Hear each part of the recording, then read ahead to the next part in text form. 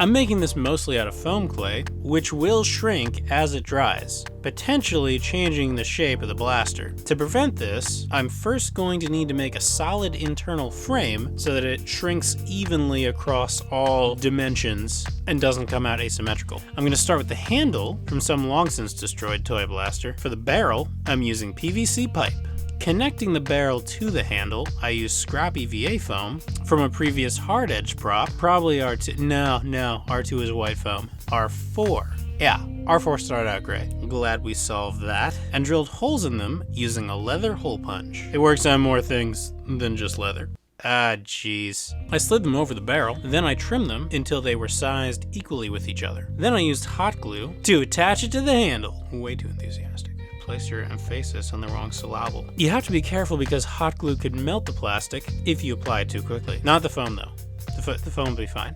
Because it takes so long to dry, well, solidify, I held in place with a rig made from metal blocks. When the support structure was secure, I added panels to the sides in order to close up the interior. This is because separating the foam clay from the internal volume is going to end up saving a lot of foam clay overall, because it's not going to be trying to fill in that void. Running low at the moment. I also added a bit of support under the barrel. Now that the internal structure is finished, I can apply the clay. It's a good thing that I blocked off that internal cavity because as it turns out, I actually did end up using up all my gray foam clay on this project, which I don't really mind because I've had this for a really long time and it has a limited shelf life, especially if you forget to seal the bag. Always seal your containers.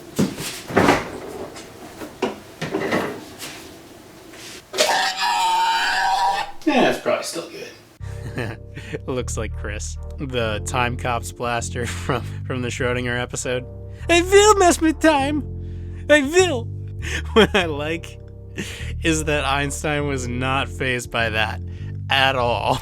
This will need a lot of refinement before it looks right, and it'll probably need to dry in 2 separate stages. One for this main body that I'm sculpting here, and then one for the details. Now I can't just set this down to dry because it'll flatten on one side, the side that's touching the table, and then that'll be like stuck in your final product forever. So I added this gator clamp to keep it upright. Oh, I also added eyes cut from styrofoam spheres. Well, a styrofoam sphere, half a sphere cut in half, you get 2 in case you couldn't follow along. Press them into the foam and then set them aside because this is mainly just to create a flat surface on which I can glue them later. They're not going to stick right now. You gotta wait for the foam to harden. I added a trench for the mouth, and by this time, the gray foam was too dry to work with, really. So I grabbed some white foam for the front grip. I sculpted it into a sort of beak shape and then dampened the surface of the gray foam with some water before applying the white piece. The water in small quantities will act like glue. I added another piece on top for his shells. Kind of a lobster shell, right? Sure. Why not? That's pretty rough, so I added some Klingon Worf's forehead ridges. And that's it for the main details. Now this stuff can take up to a week to dry, so to speed things along, I set it in front of a heat register. In the meantime, I put together the inhibitor chip. I started with this Rook, which was 3D printed as a proof of concept from one of my 3D printers. So durable. Your concept is so proven. That's not meant to be derisive of 3D printing.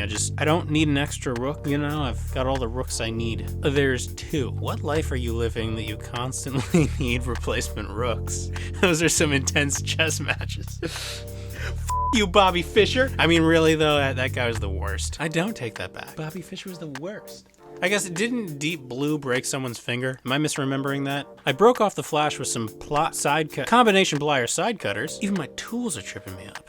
And then cleaned that up on a belt sander. That was easy. Then I scrounged around for some other random parts, including a gumball machine prize, container half, which I painted the ugliest shade of gray for some reason. I don't even know what I was thinking. A film can top, and a dowel section from one of my many lightsaber builds. And there have been so many. I rub and buffed the film can lid and glued the Rook crown on top with some foam spacers in between. Then I glued the dome onto the cylinder and skewered it for painting. Finally, I painted it red. So the inhibitor chip, despite being discarded early on in the game, actually serves a vital purpose, as the Gatlians turn out to be a bit of a bad influence. More or less enablers, really. But that's the inciting factor that moves the plot forward, so what are you gonna do? So when the red paint dried, I superglued the top on. Ah, jeez. Oh, jeez. I forgot this side detail, so I made that out of a smaller scrap foam cylinder, offcuts from a foam cylinder, cut into quarters. And that's how you make an inhibitor chip. Now you can stop Dr. Octopus from destroying queens. Thanks for watching, everybody. Don't forget to like and subscribe. Oh, right, I was building a blaster. It's a rogue destroying queens. Again with the dad jokes. The foam clay is solid enough to work with now, so I brought it back into the shop to add more detail. I clamped it back up and added eyeballs.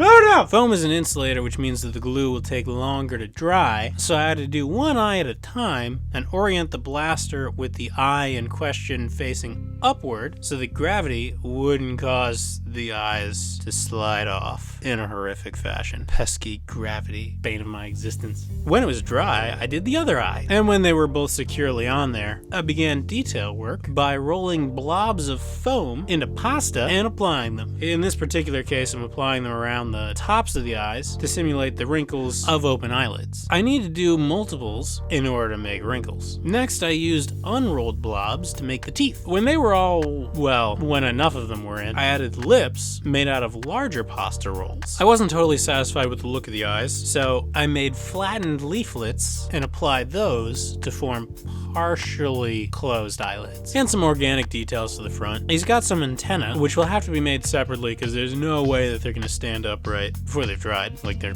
designed to droop. So I made those and set them back over to the register to dry overnight. In the morning, I used more fast dry putty to fill in some of the unwanted seams, some of which appeared as the foam clay dried. It does shrink. Luckily, the putty dries a lot faster than the foam, so I was quickly able to continue on with the project. I added veins with hot glue in between the shell segments and added the antenna using super glue by trimming the end to make a flat gluing surface, and then I painted it with cartoonishly vibrant colors. The paint scheme is pretty ridiculous, which is actually kind of brilliant when you think about it. This is a perfect convention blaster because there's absolutely no way it could be mistaken for a real firearm. Now, having said that, there are hypothetical ways it could be mistaken for a real firearm, like if you try to rob a bank with it under your coat.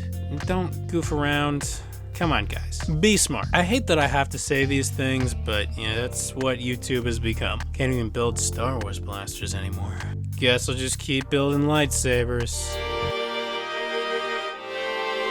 Sad music is sad. Just leave your dialogue notation in, Jake. That's great. Is it diegetic or non-diegetic? Who knows? I made sure to add a few unpainted spots in order to get a better gluing surface for when I attach the inhibitor chip port, which I made out of scrap EVA craft foam, a little bit of foam dots for details. Had to paint that separately. I mean, I didn't have to, but it's so much easier. While those paint layers are drying, I added pupils, also out of scrap EVA foam dots. I used the glue gun to add a few more details, which did have to be painted over. And when the paint on the chip adapter was finally dry, I attached that along with the chip. It's disgusting. It looks worse than it is. But there is an important takeaway here. The foam clay dries from the outside in. So this is after a couple of days, and you can see while the surface is dry enough to work with, the interior, not even close. I've got masks that I made years ago. They look great for a week, but over time, they're not really held up. They shrank, they got wrinkly. That's what happens when you leave a costume in storage in a hot attic. My xenomorph! Mr. Banana Head, no! And I was finished. And that's how to make a Gatlian blaster. Thanks for watching, everyone. If you enjoyed this video and want to see more like it, well, for real, counterculture builds like this are getting harder and harder to do on YouTube as advertisers assume that you can't handle it. So if you'd like to see more content like this, then you can head on over to the Patreon page and join these wonderful people to help me keep the lights on. Oh, just lost somebody. Just offended somebody in the Midwest. Who's watching in Wisconsin? Well, nobody now. Like, subscribe, bell icon, all that jazz. You know the drill. I get back to building so many things. So many unfinished projects. Takes a long time for paint to dry, guys. Cut me some slack. Ah, jeez. Oh, jeez. Thanks for watching. Happy crafting. See you later. This is my outro scene. Not so much a jab at Marvel as it is, I'm trying to keep the linked cards from interfering with the patron scroll, from overlaying.